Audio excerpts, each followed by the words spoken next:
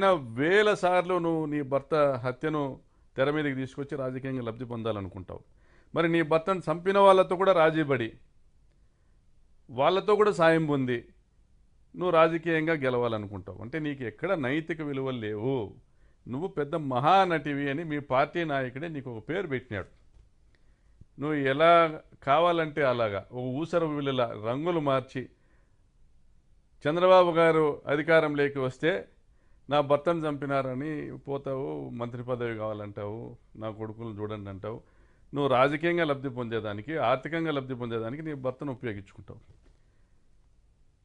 కాంగ్రెస్ ప్రభుత్వమో వైఎస్ఆర్సీపీ ప్రభుత్వమో ఉంటే చంద్రబాబు నాయుడు మాకు అన్యాయం చేసినాడని చెప్పి అది నమ్మేటువంటి ఒకరిద్దరు పెద్దల దగ్గర పోయి గోడ చెప్పుకుంటావు, అన్ని విధాల లబ్ధి పొందుతావు. ఆ రోజు కిరణ్ కుమార్ రెడ్డి ప్రభుత్వంలోనూ అన్ని విధాల లబ్ధి పొందినావు. మొన్నటి వరకు మా ప్రభుత్వంలో కూడా మీ ఇంటి చుట్టూ వేల కోట్ల గ్రానైట్ తవ్వకాలు జరిగితే దాని మీద ఎంక్వైరీలు వేస్తే కూడా మీ మీద చర్యలు లేవు. నీ క్రషర్లు 5 సంవత్సరాలు మేము అధికారంలో ఉన్న 5 సంవత్సరాల పాటు నడుపుకున్నావు, వ్యాపారం చేసినావు, కర్ణాటక కంకర్ దోలి అమ్ముకున్నావు, గ్రానైట్ క్వారీలు కొత్త లీజులు తెచ్చుకున్నావు నీ బినామీ కంపెనీలకి. అనంతపురంలో 100 కోట్ల రూపాయల మల్టీప్లెక్స్ కాంప్లెక్స్ కట్టినావు. కియా ఫ్యాక్టరీ దగ్గర అప్పటికే నీకు ఉన్న 100-150 ఎకరాల భూములకు తోడు మళ్ళీ భూములు కొన్నావు. మరి నీ భూములకు ఏపీఐసి నిధులతో రోడ్లు వేయించుకున్నావు. మరి ఏ ప్రభుత్వం ఉన్నా మరి నీ ఆర్థిక వనరులను కాపాడుకుంటావు. ఏ ప్రభుత్వం ఉన్నా నీ పని జరిగేలా చేసుకుంటావు. నువ్వు ఇంత గొప్ప మహానటివి కాబట్టే నీ భర్తను చంపినారని నువ్వు ప్రచారం చేసిన జేసీ కుటుంబాన్ని కూడా ఆలింగనం చేసుకునేటువంటి పరిస్థితి నీకుంది కాబట్టే నువ్వు ఏం చెప్పినా ప్రజలు నమ్ముతారనే ఒక నమ్మకం నీకు వచ్చి నువ్వు 14-19 మధ్యలో అబద్ధాలు చెప్పినావు. 19-24 మధ్యలో కూడా మా మీద దుమ్మెత్తి పోసినావు. దుర్మార్గంగా దారుణమైనటువంటి అబద్ధాలన్నీ కూడా మా మీద.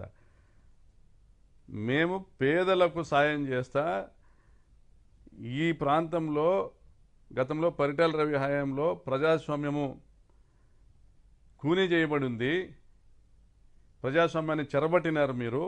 మీ వల్ల వేల మంది ఊర్లు వదిలినారు, మీ వల్ల వందల మంది కనుమరుగైనారు. మిమ్మల్ని కట్టడి చేసి ఈ ప్రాంతంలో ప్రజాస్వామ్యాన్ని నిలబెట్టాలని మేము రాజకీయాల్లోకి వచ్చినాం. ఏ ఫ్యాక్షన్ కుటుంబం దగ్గరికి వెళ్ళకండి, మీ బతుకులు మీరు బతకండి అని దాదాపుగా 2-3 వేల కుటుంబాలకు మేము ఉచితంగా బోర్లు వేయడమా, గొర్రెలు పంపిణీ చేయడమా, వివిధ రకాలుగా సాయం చేశాం. అది నచ్చే జగన్మోహన్ రెడ్డి గారు కానీ రాజశేఖర రెడ్డి గారు కానీ మమ్మల్ని ఆదరించినారు. ఈరోజు నువ్వు మాట్లాడుతూ ఉన్నావు తోపుదుర్తి సోదరులు నేను అనుకుంటే తిరగలేనని. తోపుదుర్తి సోదరులు ప్రతి గ్రామంలోనూ తిరుగుతారు. ఎందుకంటే ప్రతి గ్రామంలో కూడా తోపుదుర్తి సోదరుల వల్ల సాయం పొందిన వాళ్ళు ఉన్నారు. ప్రతి గ్రామంలో కూడా తోపుదుర్తి సోదరులు మేము ఇది చేసినామని చెప్పుకోవడానికి ఉన్నాయి.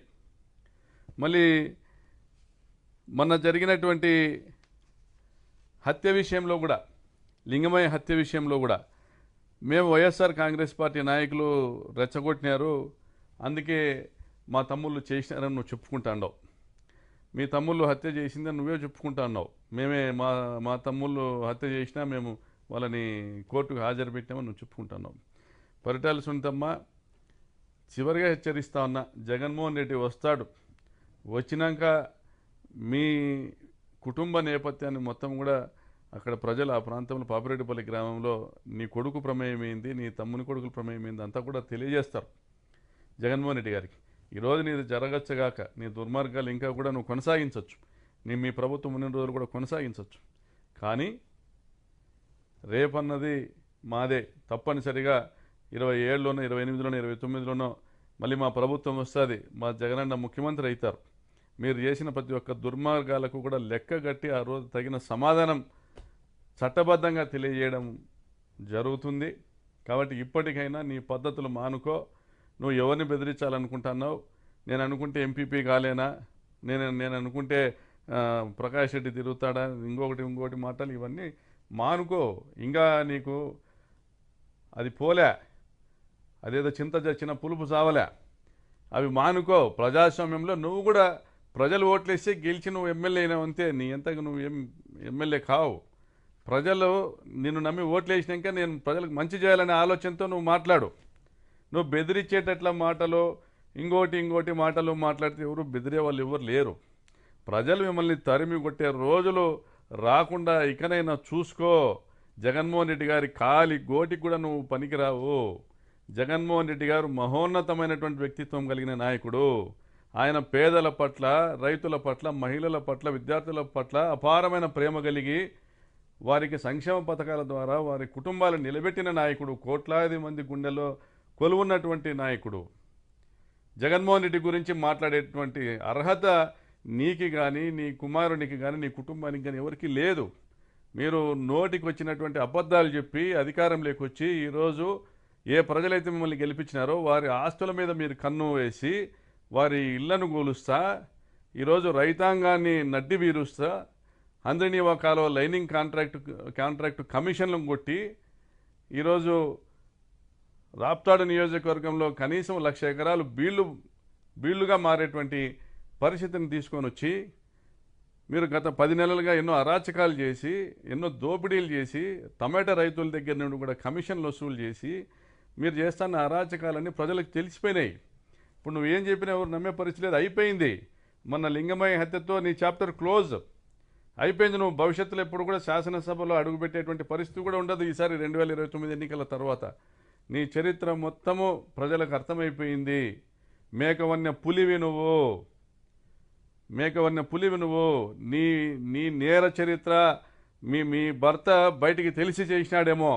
నువ్వు బయటికి మహానటిలా ముసుగు కప్పుకొని గొప్ప నటనా చాతుర్యంతో ప్రజల్ని నమ్మబలుకుతూ గొంతు కోసుకుంటూ వచ్చినావు ఇన్ని సంవత్సరాలు. ఇంకా అది జరగదు. జగన్మోహన్ రెడ్డి లాంటి నాయకుడిని కోల్పోయినందుకు ఈ రాష్ట్ర ప్రజలు చింతిస్తున్నారు. మీ పార్టీ మనుగడ సాగదు.